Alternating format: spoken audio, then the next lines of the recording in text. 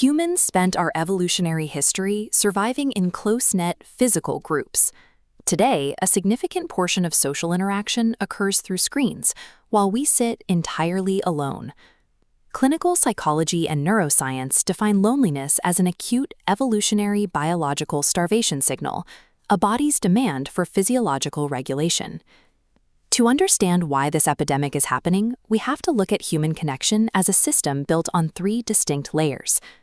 The foundation is the biological hardware of the mammalian brain.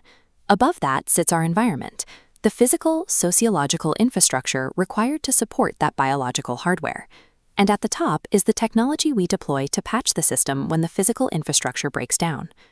Widespread isolation is the predictable consequence of a system failing across these biological, environmental, and technological layers. For early hominids, wandering away from the group meant exposure to predators and a lack of resources.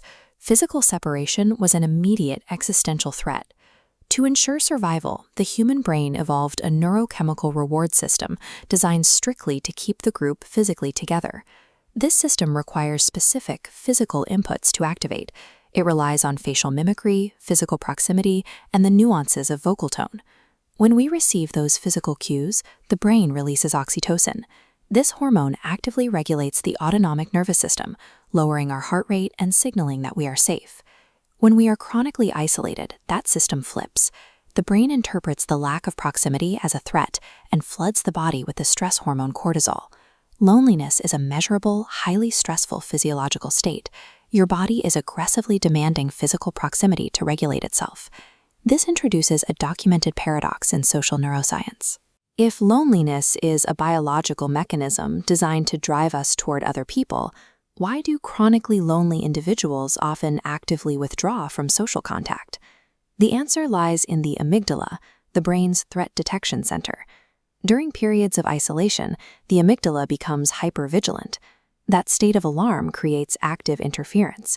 The amygdala overrides the prefrontal cortex, degrading our executive functioning and decision-making capabilities. Functional MRI scans demonstrate this shift. When researchers show lonely individuals images of social situations, their visual cortex shows heightened reactivity specifically to negative social stimuli. In cognitive tests, lonely subjects show measurable delays in processing negative words like fear or compete compared to non-lonely subjects. The brain's threat detection system is so overactive that it forces the individual to perceive entirely benign social interactions as hostile. The mechanism designed to protect the individual creates a negative feedback loop. Seeking out others feels too dangerous, so the person isolates further. Chronic loneliness physically alters sensory perception. It rewires the hardware to a point where organic social reconnection becomes terrifying. Sociologist Ray Oldenburg identified the optimal physical environment for resolving this biological stress. He called it the third place, a neutral community gathering spot distinct from the home and the workplace. Historically, these were physical spaces with low stakes and almost no economic barriers to entry. They fostered what sociologists call weak ties, casual, low-pressure interactions with acquaintances and strangers that provide the baseline physical presence our nervous systems require. But post-World War II urban design shifted away from walkable communal spaces. Sprawl and car-centric planning physically separated housing units, eliminating central gathering hubs. The public spaces that remained became highly privatized. Gathering was replaced with transactional consumption. Even the indoor shopping malls of the late 20th century, which temporarily served as massive gathering spaces, have steadily declined, actively restricting those who are not spending money. Over 70 years, modern urban planning systematically dismantled the exact physical environments the human brain evolved to use for nervous system regulation. Today, existing in public almost strictly requires a transaction. We have created a pay-to-play reality, where gathering without spending is penalized. Recent global events and the shift to remote work wiped out many of the vulnerable community anchors that managed to survive suburbanization. For a brain suffering from chronic loneliness, this environmental collapse is devastating. Without casual, low-stakes spaces, finding social connection requires complex planning, travel, and direct interpersonal risk. Navigating that high-friction environment requires immense executive function, the exact cognitive resource that a lonely, hyper-vigilant brain has already depleted.